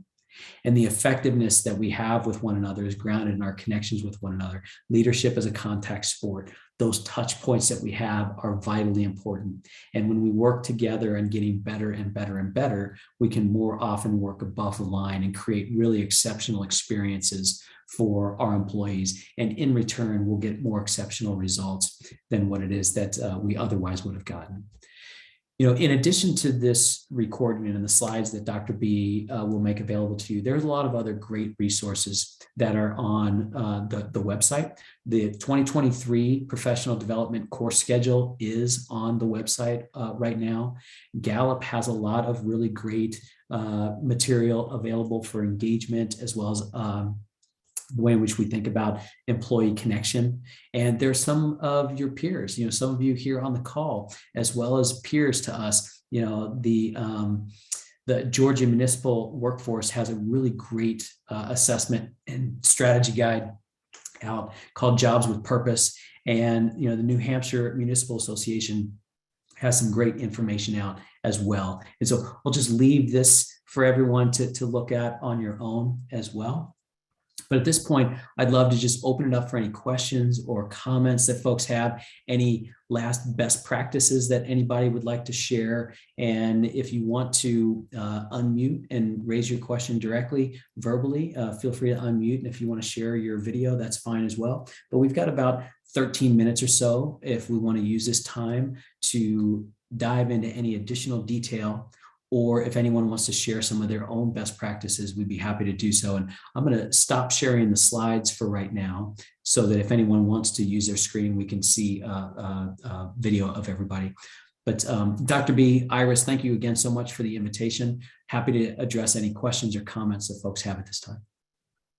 What I'm going to do is I'm going to have Iris field the questions through the Q&A feature, and so she can read them to you. I'm going to try to drop the presentation into the chat now so that everybody gets it here, so we're not sending 500 emails.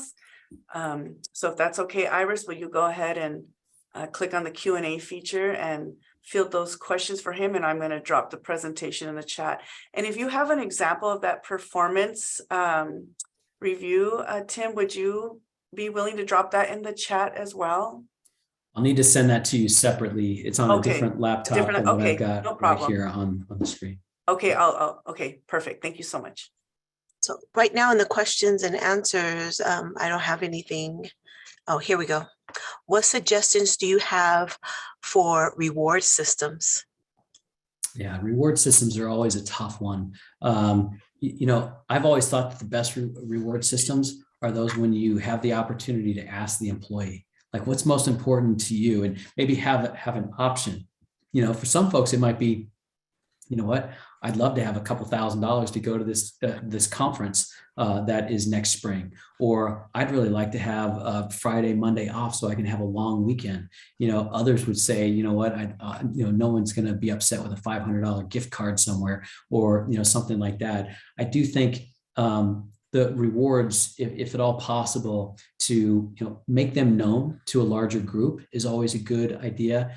I often put together what I refer to as a fast five, just 5 great things that happened this week that recognize people for doing great things. And it's always, sometimes if you're introverted, you may not necessarily like that, but it is great for everyone else on the team to see. It's like, oh yes, she's so deserving, he's so deserving of what was just recognized. I see that happening every day with that person.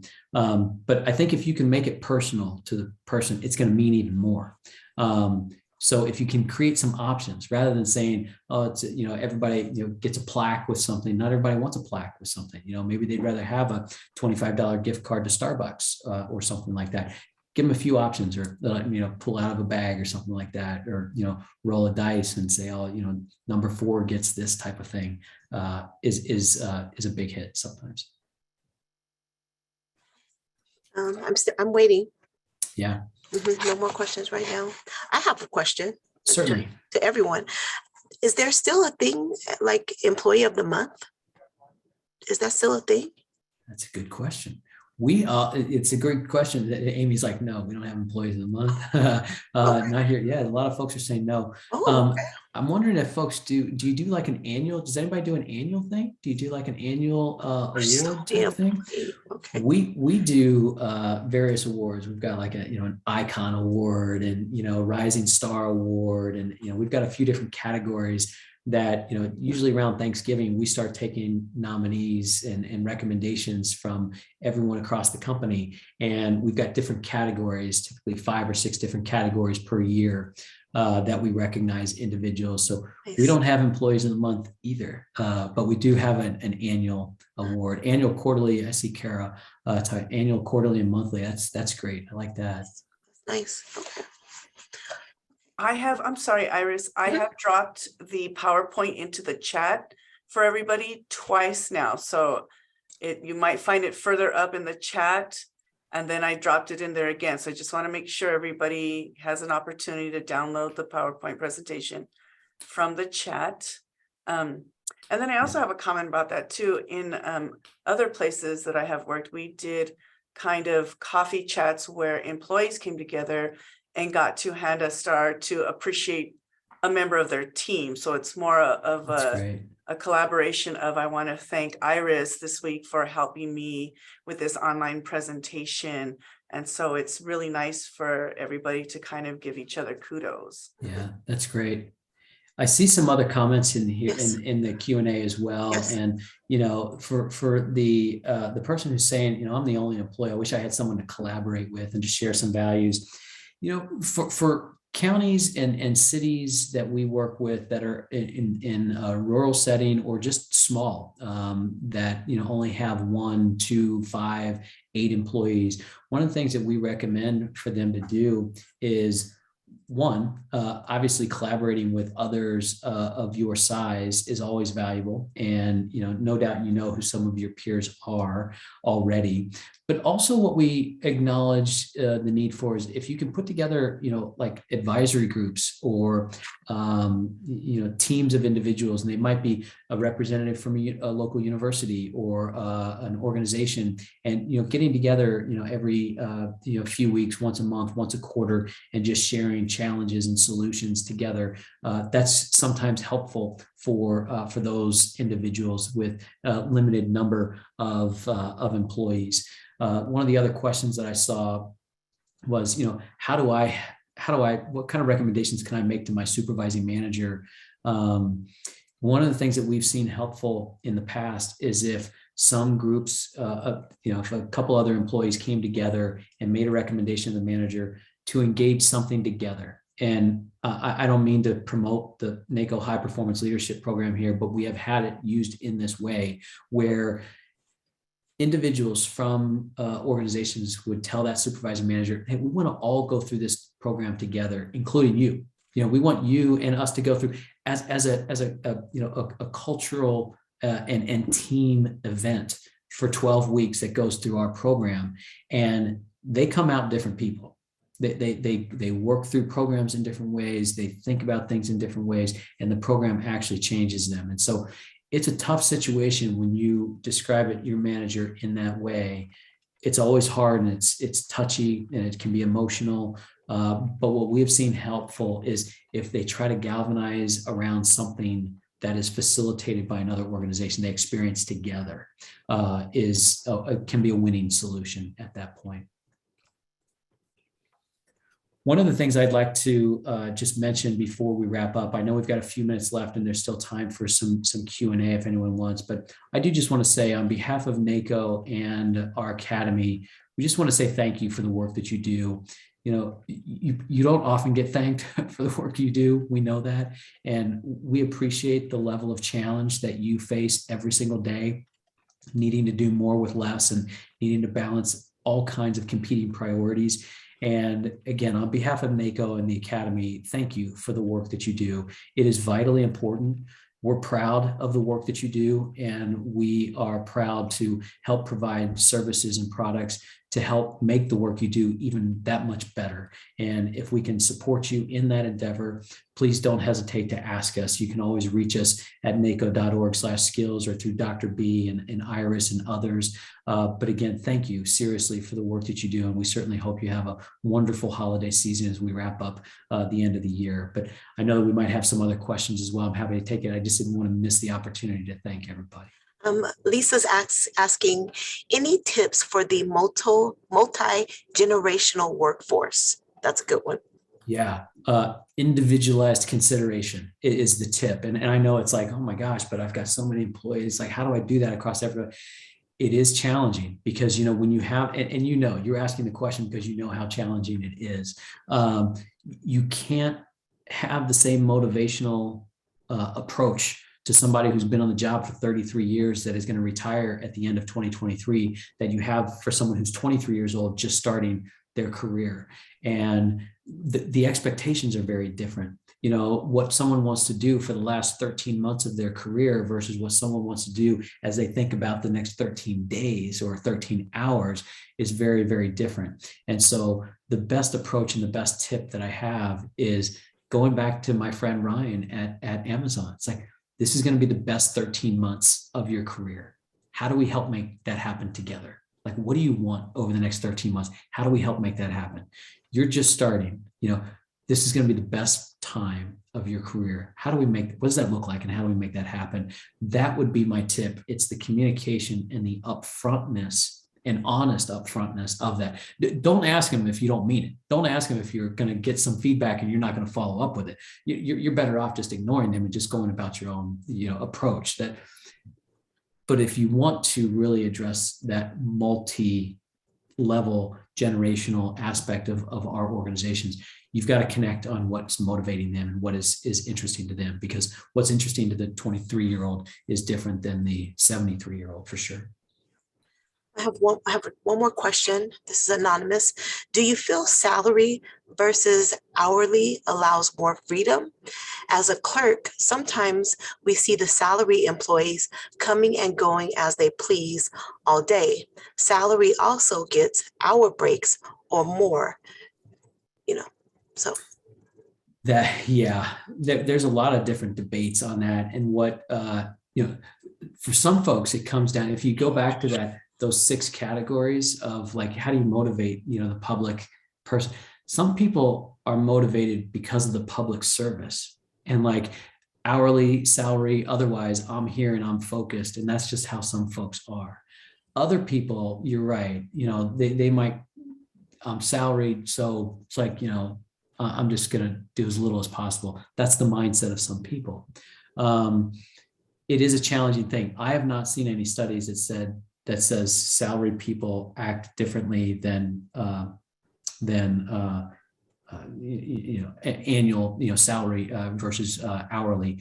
I haven't seen any difference. I think what I would suggest it's an individual kind of personal integrity, professional honesty and professional integrity level. Are they trying to get away with something, or are they actually leaning into something and trying to solve it? Because some of those folks that are trying to solve a problem, they're going to work 40, 50, 60 hours a week to try to solve that problem, even though they get paid for 40.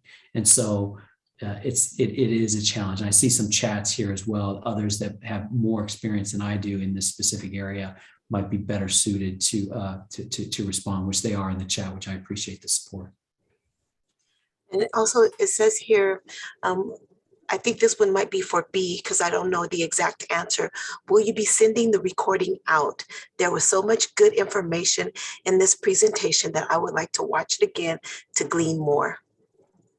Yes, we're going to be working on it. I'm going to be working with my communications officer today to find a way for us to do that on a more global kind of version as opposed to individual ways. So we are working on that. I did put the PowerPoint again into the chat, but for those of you again who did not get it, you can always email Iris, IRIS, at iimc.com, and she will make sure to get that out to you. And once I get all the other lovely additives that were presented to you today, I will also find a way to get that out to you, probably via our website. So pay attention to our imc.com website under our education tab, and I'll probably have those there for you all, so you can get them as you need them when you want them.